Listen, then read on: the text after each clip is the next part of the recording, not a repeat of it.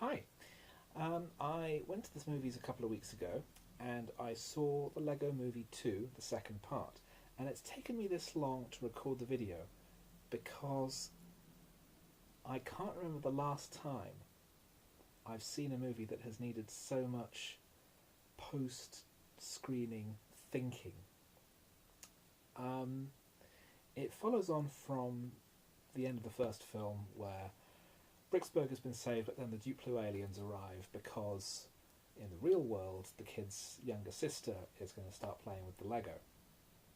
And years pass, and Bricksburg has turned into Apocalypseburg. It's this Mad Max version of the city where everything is horrible and dystopian, except Emmett, the main character, who is still incredibly jovial and cheerful and hasn't taken in any change whatsoever.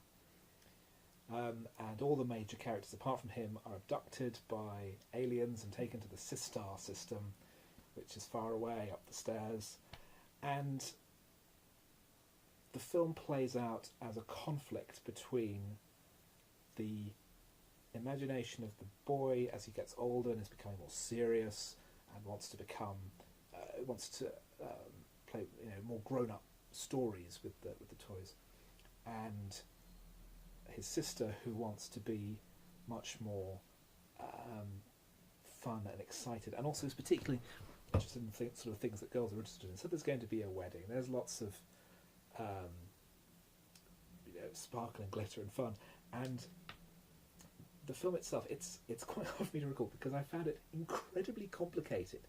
It is the most complex children's film I have ever seen, in both story and complexity.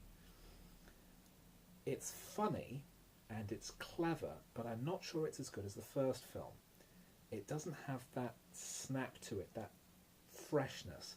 This is trying to extend what the first film did in terms of that playing stories out through the imaginations of the main characters. But it's doing so through two different factors, through the brother and the sister.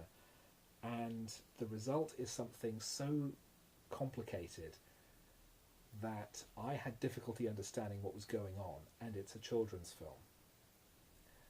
Inception I found a breeze. I got bored during Inception because I felt that the story was too easy for me to follow, because I kept having exposition to let the normal people, the people who aren't used to seeing this kind of complicated film.